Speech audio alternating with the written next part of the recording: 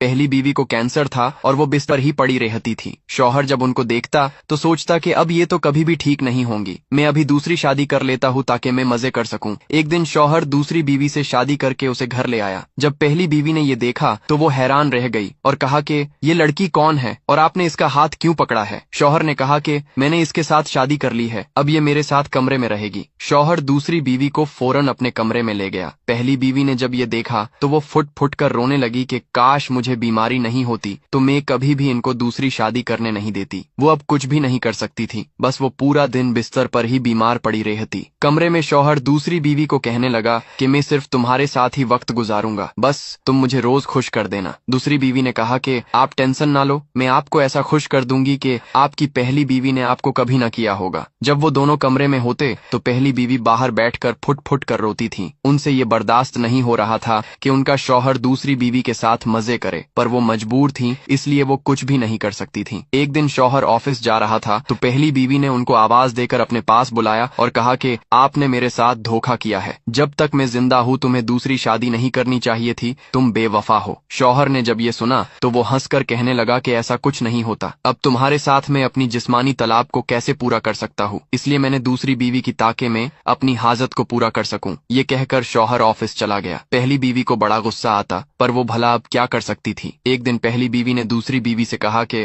मुझे थोड़ा सा पानी ला दो। दूसरी बीवी ने कहा कि मैं तेरी कोई नौकर नहीं हूँ जो मैं तेरी सेवा करूं, मैंने शादी तेरी सेवा करने के लिए नहीं की है। शौहर बड़ा जालिम शख्स था। जब पहली बीवी उनसे कोई बाहर की चीज और दवाई मंगाती तो उनको कहता कि खर्चे कम करो, मेरे पास तेरी दवाई के रोज रोज पैसे नहीं है, इसलिए ऐसे ही पड़ी रहो। जब दूसरी बीवी शौहर से कोई चीज मांगती तो वो फौरन बाजार चला जाता था और वो चीज लेकर फौरन वापस घर आ जाता था और दूसरी बीवी की वो हर ख्वाहिश को पूरा करता था, पर पहली बीवी को कुछ भी नहीं देता था। जब पहली बीवी ये देखती तो उनको बड़ा दर्द होता, उसको वो दिन याद आ जाता था जब